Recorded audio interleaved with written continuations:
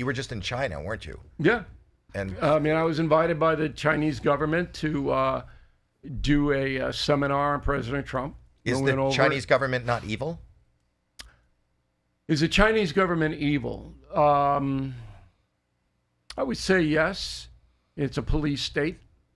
No rights, no human rights at all, none. Kind of like a lot of the people right here. They're not as bad as Mao. Mao killed 20 million of his own people. Right. And, you know, it's funny when my son and I, who's a political science major at Georgetown, walking around Beijing, went up to the Great Wall and all that. Pictures of Mao everywhere. There's Mao. There's Mao. Imagine an American killing 20 million Americans. You think his picture would be everywhere? But the Chinese people don't even know what Mao did. How do you know and they don't know? Like, how do they keep that? How do you? Because of censorship. Everything is censored. Education is censored. Look, the Chinese government watches me on YouTube. That's why they wanted me over there, because they know that I have a okay, relationship. but you wrote this You know book. that We're TikTok- talking about this. They see this on YouTube. You just mentioned it. Right. Not their citizens. No, this is The the government. government, not their citizens. The citizens, no, the citizens can't get YouTube. Do you know their TikTok is different? They don't. See I did know that. Yeah. Citizens can't get any free flow of information comes in. They're blacked out unless they have relatives or something like that. But the government watches me, and they know that I have a relationship with Donald Trump. I've known him forever. Right. So they wanted to ask me questions about the president, and I paid my own way. I wouldn't take a dime from anybody. Went over. The only caveat I had was I have to debrief President Trump when I come back, which I did for 45 minutes. I said, this is what they're angling for. And almost everything I told him came true in the last meeting a couple of weeks ago in Korea. So I'm very proud of that. Tell me what it is. Well, they wanted to have deals made in certain trade situations.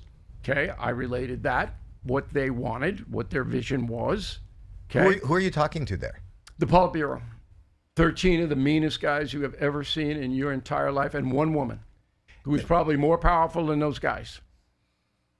Do you have any fear when you're sitting there? My son goes, "Are we going to go to the gulag, Dad?" And I said, "I don't think so. There'd be a little high profile, but we got to take chances in life." The only time that there was a back and forth that was a little, you know me. I mean, I'm a big mouth and confrontational man. All right. I'm more confrontation than Simon Cowell. I mean, that's how confrontational. Simon's I not am. confrontational. No. Okay. He likes. You like the back and I'm forth. sitting He across yeah. from the director of security. Woof. Okay, about 5'6", 5'7". Half of them spoke English, half of them had the headphones, the instant translation. And this guy, you could tell right away, this guy.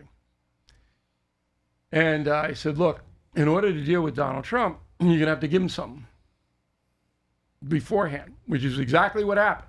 The crown. Chinese signaled to Rubio, the Secretary of State, we're willing to go here, here, here, and here. This is before the meeting in Korea. Okay. So you're going to have to do that. So he walks in, he knows that there's a semblance of a deal. Okay. So the guy in the security looks at me. He's sitting right across from me like you guys are, all right? And he goes, well, give me an example of what we'd have to give him. So I looked at him and I went, got to get out of fentanyl trade. Silence. He goes, we don't make fentanyl, we make the precursors. So, and my son's about 4 seats down from me. I straighten up my 6'4" frame and I look at him and I go, do you need to be in that business? Oof. That was it. And then they moved on. But that was the only time there was like this wave of whoa. Do you feel like you moved the line a little bit? I believe what I want to believe, so of course I do. I'm taking full credit for it. So you've solved the whole fentanyl problem. That's Yeah, fantastic. amazing. Put that on That's our O'Reilly. clickbait. That's fentanyl. Put that on O'Reilly's resume. Get yes. the fentanyl out of here. But that's exactly what happened. And the word honor is overused in this country now.